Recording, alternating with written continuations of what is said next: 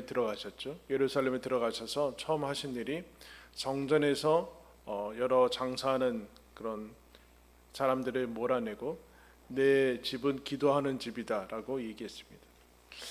여러분, 왜 이렇게 하나님께서 계셔야 되는 자리에 많은 것들이 들어가 있었을까요? 또 그런 것을 회복하기 위해서는 어떻게 해야 될까요? 그리고 그 다음에 무화과 나무, 잎만 무성한 나무를 보시면서 열매 없는 무화과 나무가 이제 마른 것을 봅니다. 여러분, 왜 무화과 나무가 열매를 맺지 못할까요? 왜 잎만 무성한 나무가 되었을까요? 그 얘기를 지금 오늘 이렇게 하십니다. 예수님께서 다시 성전에 들어가셔서 이제 가르치시는 그때 대제사장들과 이제 백성의 장로들이 와서 예수님께 묻습니다.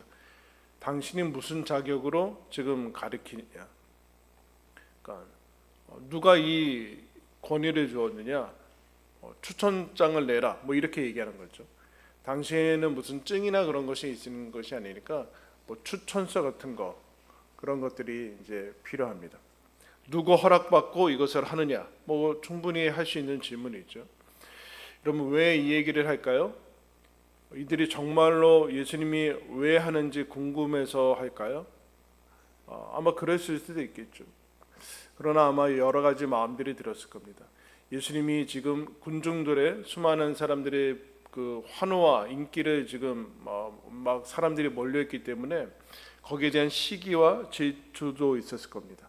사람들이 추정하는 것에 대한 견제도 있을 것이고, 또 뒤에 보면은 계속해서 처음부터 그랬지만 예수님을 이제 꼬투리를 잡고 여러 율법에 대한 시비를 걸어서 예수님을 어떻게 해서든 제거하고 감옥에 가두거나 이제 심지어는 죽이고자 하는 그런 시도를 계속해 나가기도 합니다.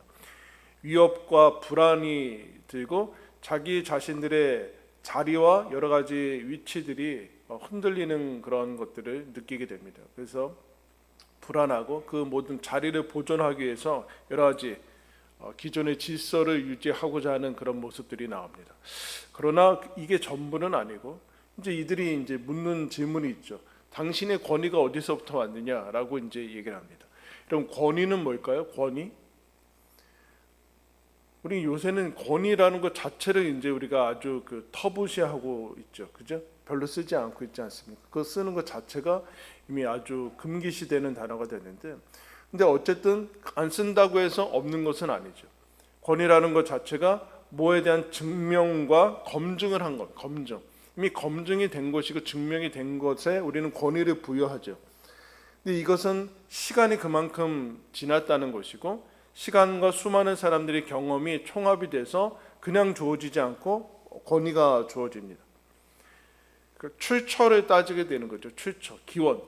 오늘 본문은 하늘로부터냐 사람으로부터냐라고 얘기했지만 정통성이 있는 것뿐만 아니라 그 기원과 출처가 어떻게 되느냐라고 이제 우리는 뭐 어떤 물건을 사더라도 그 제조사를 묻기도 하고 병원에 가더라도 여러분 어느 과정을 거쳤는가라는 것을 우리가 보게 되죠. 그 출처와 그 증명과 검증할 수 있느냐라는 거예요. 왜 그러는가? 이게 과연 확실한가의 문제죠. 확실한가? 이것이 틀림없는가라는 것을 믿을 수 있고 신뢰할 수 있는가라는 거. 왜냐하면은 어떤 권위가 있을 때야지만 내가 뭘 결정할 수 있고 뭘 걸 수 있기 때문에 그랬어요. 뭘 걸 수 있고 내 생명과 건강을 걸 수도 있고 내 선택을 걸 수 있기 때문에 그 근거에는 권위가 필요하다는 권위가. 어떤 일과 그래서 어떤 역할을 하는 중요한 힘을 부여하기도 합니다.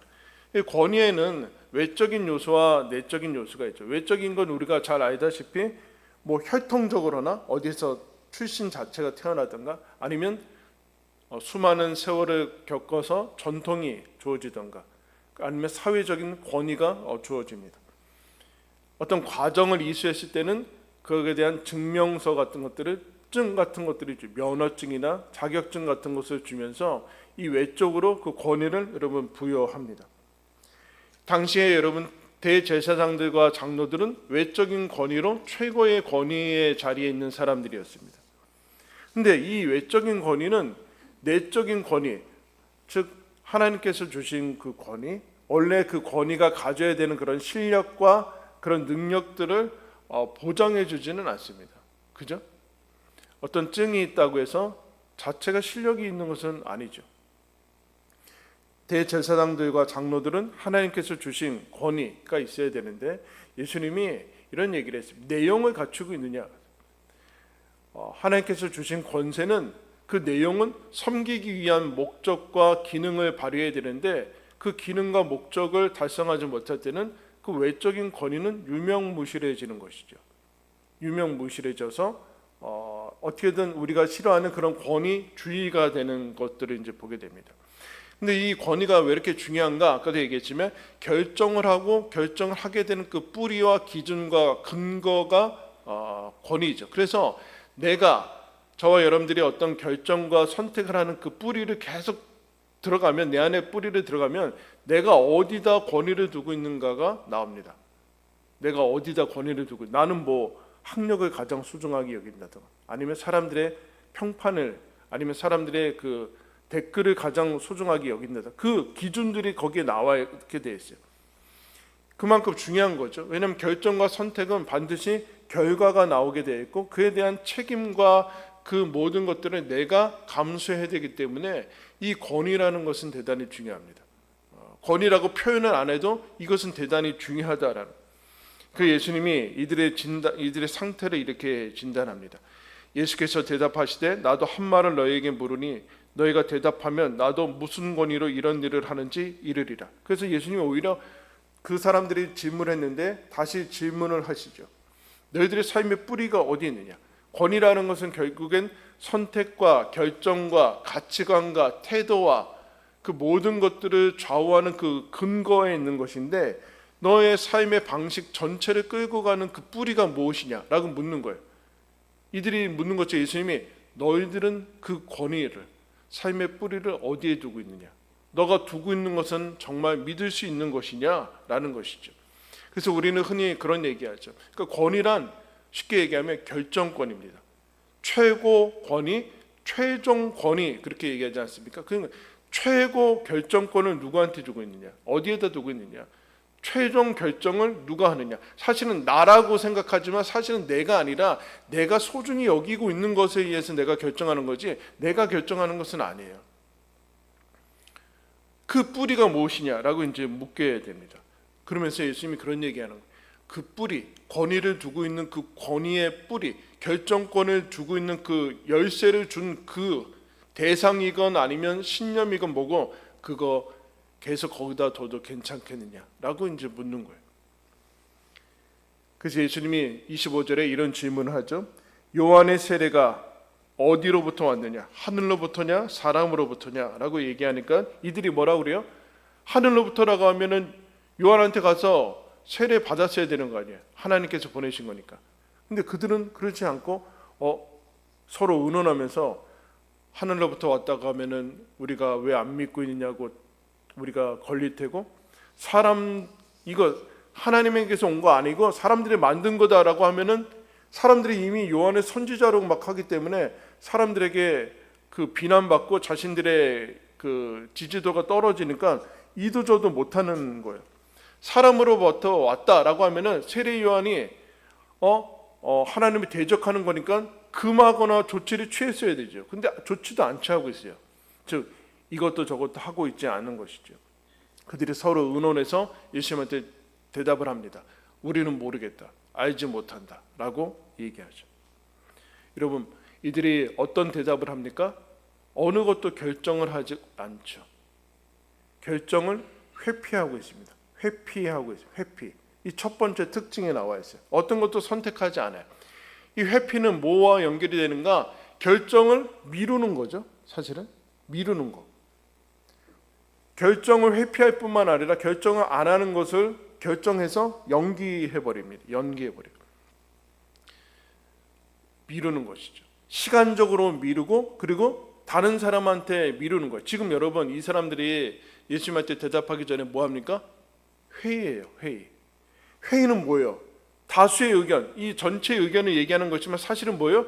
내 의견은 빼버리는 거예요. 내 의견은 나라는 것을 거기서 지우기 위해서 전체 의견을 얘기를 하는 거죠. 전체 의견. 그 전가하는 거예요. 그러니까 이 결정의 책임을 다른 사람한테 미룰 뿐만 아니라 시간적으로도 미뤄요. 그러니까 나는 빠지는 거죠. 이들의 특징이 지금 이 결정을 하늘로부터냐 사람으로부터냐의 물음에 쑥 빠져나와서 다음으로 미루고 남에게 미루고 미루나무 왜 미루지? 왜 미루고? 그 다음에 제일 중요한 특징이 나옵니다. 자신들은 이 선택에서 열애시켜요. 제외시켜요. 빠져나오죠. 자신들은 언제나 심판이에요. 관객이나 군중으로 쓰지 실제 뛰고 있는 선수라고 생각하고 있지 않아요. 삶의 경기장에서 자기들은 빠져나와 있다라고 스스로 착각하게 만들어요. 제외하고 열애하고 있어요. 그리고 여러분 이 결정에서 자기 자신을 방치하고 있죠. 여러분 이것이 뭡니까? 영적 권태예요. 게으름. 게으름의 특징이 다 나와 있죠. 게으름은 분주한 것이 아니에요. 분주하지 않은 게 게으름이 아니라 결정을 계속 미루고 회피하고 남에게 전가하고 그 권위에 문제가 생겼기 때문에, 즉 자기가 두고 있는 권위가 문제가 생겼기 때문에 게으름이 나오는 거거든요.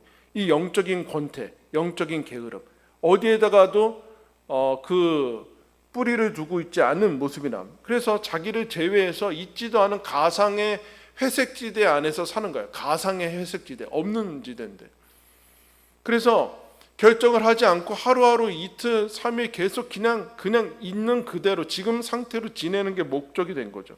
왜요? 그러면 비난도 안 받고 책임도 안 맡을 수 있어요. 근데 자기 자신에게 가장 소중한 자기 자신한테 무책임한 삶을 지금 계속해 나갑니다. 영적인 권태는, 영적 게으름은 영혼의 사망이나 마찬가지죠. 마치 홍수 때 강물에 부유물들, 온갖 쓰레기들이 강물에 떠다니지만 그거를 생명이라고 얘기하지 않습니까?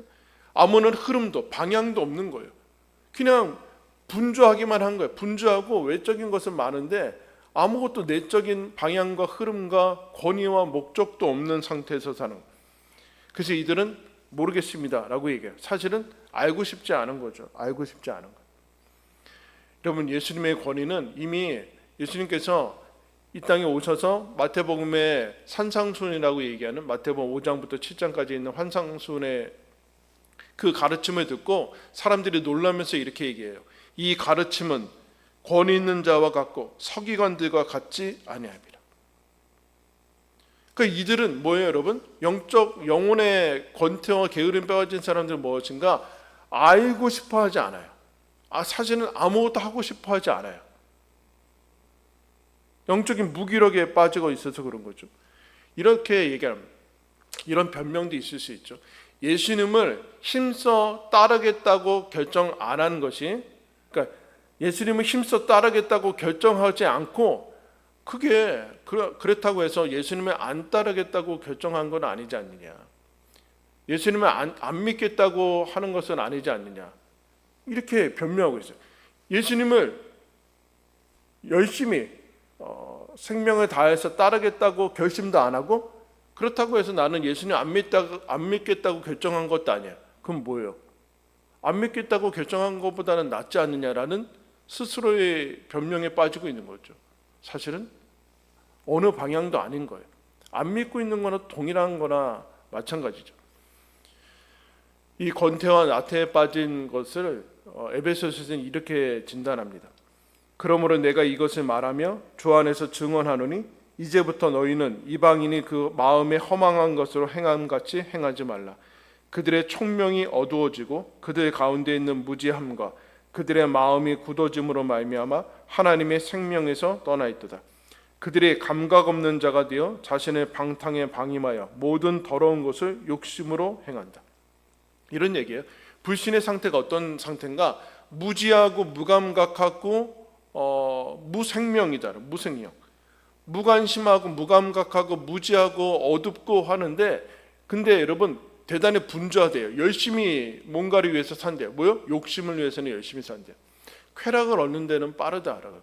그래서 마치 대단히 살아있는 것처럼 활동력이 있는 것 같아 보이지만 사실은 거기에는 아무것도 없다. 기쁨과 생명으로 넘치는 것들은 거기에 무슨 보람이나 소망이나 믿음이나 사랑이나 그런 것들이 없고 다 아무것도 없는 거죠. 욕심과 탐욕과 그리고 열심히 해요. 열심히 엄청나죠, 여러분. 점점 더 어렵게 되는 모습들을 보면 이게 이제 예수 그리스도를 없는 그런 모습인데 이 영적인 이게 다 어디서부터 생긴가? 권위의 문제에서 생긴 거. 권위의 문제. 하나님을 떠난 다른 곳에 권위를 두었기 때문에 그렇죠. 여러분 인류가 최초로 타락할 때 선악과의 문제는 뭡니까? 내가 하나님이 되겠다는 거죠. 주도권, 하나님의 권위를 인정하지 않고 최종 권위와 최고 권위를 내가 갖겠다는 거예요. 거기서부터 타락이 일어나죠. 그러자 어떤 일이 일어나는가? 자유가 주어지지 않고 여러분 사망이 옵니다. 사망. 자유가 상실하게 돼요. 누가 정할 것인가? 선악은 누가 정할 것인가? 하나님, 나는 싫다. 내가 정하겠다라는 거예요. 예수님이 오셔서 십자가 지시는 이유는 결국엔 그거예요. 하나님의 권위의 회복. 하나님이 하나님이시라는 그 하나님 되심에 대한 회복을 우리들한테 주는 거죠. 즉 권위를 너희들이 가졌던 것에서 하나님께로 돌려드릴 때만이 구원이 일어난다라는 것을 얘기를 하는 거예요. 여러분 그래서 예수님께서 이제 이후에 십자가 지시는데 재판해 봤습니다. 여러분 재판도 대단히 신기하게 하루 밤새도록 몇 시간 동안 재판해가지고 한 사람을 사형 때려요. 이런 게 어디 있어요, 여러분? 네? 생각을 해보세요. 예수님이 잡힌 다음에 밤새 잠도 안 자고 몇 시간 내에 사형 덩덩덩 이렇게 해서 그냥 사형시킨다니까 그 다음날. 예수님이 이런 마지막에 유대인들의 지금 로마 지배하였으니까 사형권이 없어요. 사형권이 옛날 같으면 있었을 텐데 사형권이 없으니까 마지막에 총독인 빌라도한테 가죠. 빌라도한테 갔을 때 빌라도가 예수님을 막 신문하는데 요한복음에 보면은 이 사람한테 죄를 찾지 못하겠다라는 것이 계속 나와요. 죄를 못 찾겠다. 근데 유대인들이 밖에서 십자가에 못 박아라, 죽여라 하니까 근데 유대 제사장들이 와서 왜 죽여야 되냐 그러니까 이 사람이 자칭 하나님의 아들이다, 메시아라고 그런다. 그러니까 빌라도가 이 얘기를 듣고 두려워해요. 그럼 막 물어요. 네가 진짜 유대인의 왕이냐? 맞다. 근데 왕인데 여기 왜 이러고 있느냐? 그러면서 막 얘기해서 예수님이 진리에 대해서 얘기해. 진리가 무엇이냐? 그러고 묻지 않고 세상 사람들이 막 유대 사람들이 뭐라고 하니까 이렇게 그러면서 다시 관정에 들어가서 예수님한테 이렇게 묻습니다. 너는 어디로부터 왔느냐? 그러자 예수님이 역시 대답해 주지 않으세요. 이 대제사장들이 질문처럼. 그러면서 이런 얘기해요. 너 나한테 말하지 않느냐? 내가 너를 놓을 권한도 있고 죽일 권한도 있다. 이런 얘기. 내가 권세와 권위가 있다. 빌라도가 이렇게 해요. 그러니까 예수님이 뭐라고 하느냐? 하나님 하늘로부터 주어지지 않았으면 아무것도 할 수 없다. 그런 얘기를 합니다. 빌라도가 가진 그 권위가 뿌리가 하나님으로부터 있다는. 근데 여기서 여러분 놀랍게 여러분 사도신경에 사람이 2명 나오죠. 예수님 말고 누가 나와요? 우리 사도신경 고백가 빌라도랑 마리아가 2명 나옵니다. 놀랍죠, 여러분? 그 수많은 사람, 엄청난 많은 세상에 왔다 갔던 사람 중에 딱 2명이 사도신경에 나와요. 빌라도와 유대인도 아니고 빌라도와 마리아가 나옵니다. 빌라도가 왜 나올까요, 여러분? 이 예수님에 대한 신문을 하고 죄를 찾지 못했는데 밖에서 죽이라고 하니까 그러면서 몰라 하면서 진리가 무엇이냐? 네가 어디서부터 왔느냐? 권위에 대해서 질문했는데 생각하지 않고 밖에 나가서 손을 씻고 나는 아무 책임이 없다. 니네 마음대로 해라. 그래서 죽여요. 이 영적 권태, 아무것도 결정하지 않는. 예수님 앞에 있는데 예수님 만났는데 아무것도 나는 모른다. 그 권위가 아무것도 결정하지 않는 그 권위로 빠져나가서 손 씻고 비겁한 것으로 빠져나갑니다. 그래서 인류 내내 2000년 예수님 오실 때까지 빌라도는 정죄를 받을 거예요. 어떤 것이 정죄받습니까? 이 영적 게으름, 권태, 결정하지 않고 나는 빠져나와 있다라고 열애시키고 제외시키는 그 상태. 이것이 여러분 제일 큰 문제로 나와요. 이런 얘기죠. 즉 권위와 결정권을 예수님한테 두느냐, 아니면 나 자신이 가지고 있느냐. 그러니까 사망과 생명의 갈림길, 하나님에게 드리느냐, 아니면 내가 가지고 있을 것이냐. 예수님이 묻는 거죠. 권위를 두는 그 대상이 누구냐? 그게 너의 하나님이다. 그게 너의 하나님. 세상과 다른 사람이나 아니면 너가 소중하게 여기는 가치관을 두고 있어. 그게 너의 하나님이다. 아니면 예수 그리스도에게 주고 그랬으면 그게 구원이다라는 거예요. 그게 구원이다. 나의 생활을 결정하는, 점검하는 그 기준은 뭐냐? 네 기분이냐, 아니면 뭐 세상의 어떤 평판이냐, 성공이냐, 아니면 하나님의 말씀이냐라는 것으로 뿌리를 두고 들어가면은 거기 나와요. 자기는 알 거야. 계속 뿌리를 두고 가면은 우리 신앙인들도 이 뿌리가 하나님의 말씀인지, 아니면 이 땅에서 세상 사람들이 살아나가는 성공인지, 평판인지, 인기인지, 명예인지, 세상의 인정인지. 여러분, 지금 대제사장들과 이 장로들이 사람들의 인정 때문에 결정을 못 하잖아요. 결정을 못 하잖아요. 세례 요한이 하나님의 것이 아니라면 사람들이 그렇게 따라도 막았어야 되는데 막지도 않고, 그렇다고 하나님의 역사라고 인정하면 대제사장의 체면도 있는데, 그러나 세례 받았어야 되는데 아무것도 하지 못해요.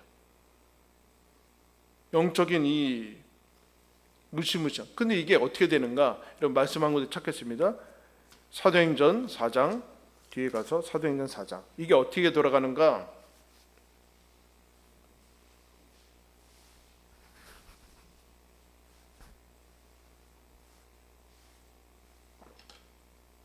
(4장 1절부터) 보겠습니다. 사도들이 백성에게 말할 때 대제사장들과 성전 맡은 자와 사두개인들이 이르러 예수 안에 죽은 자의 부활이 있다고 백성을 가르치고 전함을 싫어하여 그들을 잡음에 날이 이미 저물었으므로 이튿날까지 가두었으나 말씀을 들은 사람 중에 믿는 자가 많으니 남자의 수가 약 5천이나 되었더라. 이튿날 관리들과 장로들과 서기관들이 예루살렘에 모였는데 대제사장 안나스와 가야바, 요한과 알렉산더와 및 대제사장의 문중이 다 참여하여 사도들을 가운데 세우고 묻되 뭐라고 물어요? 너희가 무슨 권세와 누구의 이름으로 이 일을 행하였느냐? 너희들이 행하는 권위가 무엇이냐? 무슨 자격으로 하냐? 예수님한테 물었던 질문을 똑같이 해요. 그때 이에 베드로가 성령이 충만하여 이르되 백성의 관리들아 장로들아, 만일 병자에게 행한 착한 일에 대하여 이 사람이 어떻게 구원을 받았느냐고 오늘 우리에게 질문한다면 너희와 모든 이스라엘 백성들은 알라. 너희가 십자가에 못 박고 하나님이 죽은 자 가운데서 살리신 나사렛 예수 그리스도의 이름으로 이 사람이 건강하게 되어 너희 앞에 섰느니라. 이 예수는 너희 건축자들의 버린 돌로서 집 모퉁이의 머릿돌이 되었느니라. 다른 이로서는 구원을 받을 수 없나니 천하 사람 중에 구원을 받을 만한 다른 이름을 우리에게 주신 일이 없음이라 하였더라. 그들이 베드로와 요한이 담대하게 말함을 보고 그들을 본래 학문 없는 범인으로 알았다가 이상히 여기며 또 전에 예수와 함께 있던 줄도 알고 또 병 나은 사람이 그들과 함께 서 있는 것을 보고 비난한 말이 없는지라. 명하여 공회에서 나가라 하고 서로 의논하여 이르되 이 사람들을 어떻게 할까? 그들로 말미암아 유명한 표적 나타난 것이 예루살렘에 사는 모든 사람에게 알려졌으니 우리도 부인할 수 없는지라. 이것이 민간에 더 퍼지지 못하게 그들을 위협하여 이후에는 이 이름으로 아무에게도 말하지 말게 하자 하고 그들을 불러 경고하여 도무지 예수의 이름으로 말하지도 말고 가르치지도 말라 하니 베드로와 요한이 대답하여 이르되 하나님 앞에서 너희의 말을 듣는 것이 하나님의 말씀을 듣는 것보다 옳은가 판단하라. 우리는 보고 들은 것을 말하지 아니할 수 없다 하니. 자 보세요. 예수님이 죽으시고 승천하신 다음에도 이 사람들은 계속 그 상태를 유지하고 있어요. 왜요? 사망의 상태. 여러분, 사망의 상태는 시간이 지나도 사망입니다. 그죠? 사망한 상태가 어떻게 시간이 지난다고 생명이 될 수 있어요? 아무런 일도 일어나지 않아요. 사망은.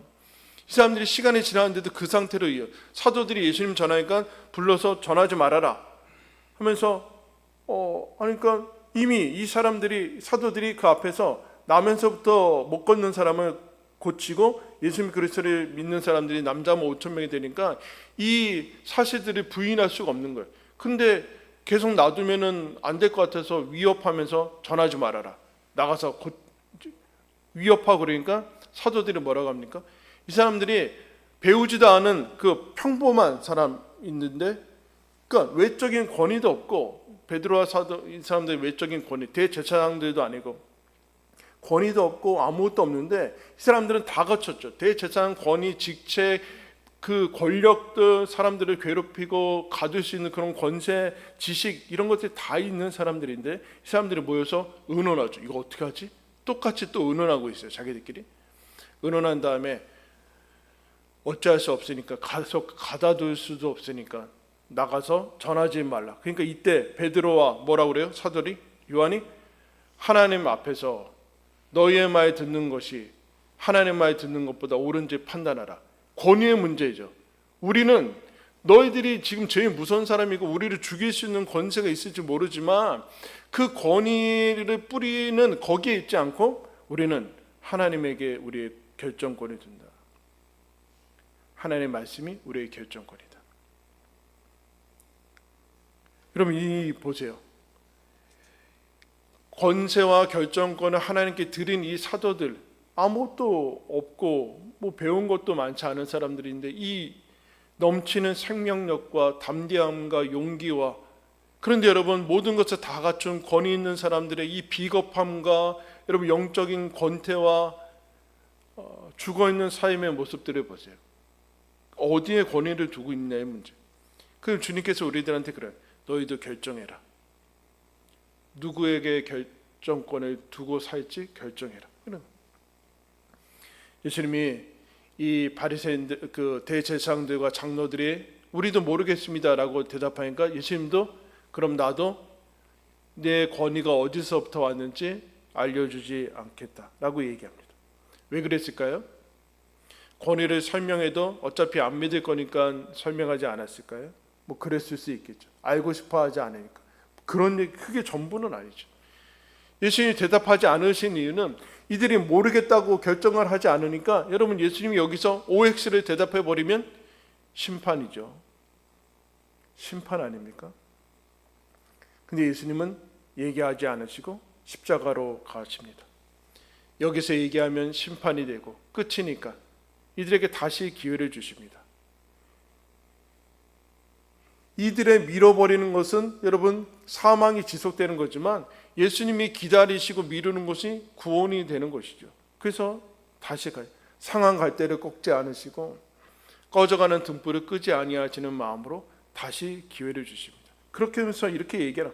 실패해봐도 해봐라. 그래야지 그게 맞는지 아닌지 안다. 사도 바울이 예수 그리스도가 하나님을 대적한다고 생각해서 핍박하잖아요. 그러다가 아닌 것을 알잖아요.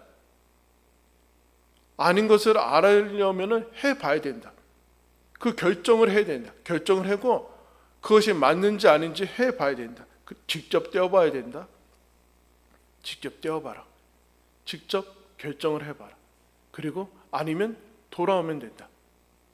그 얘기를 하는 거예요. 직접 살아가라.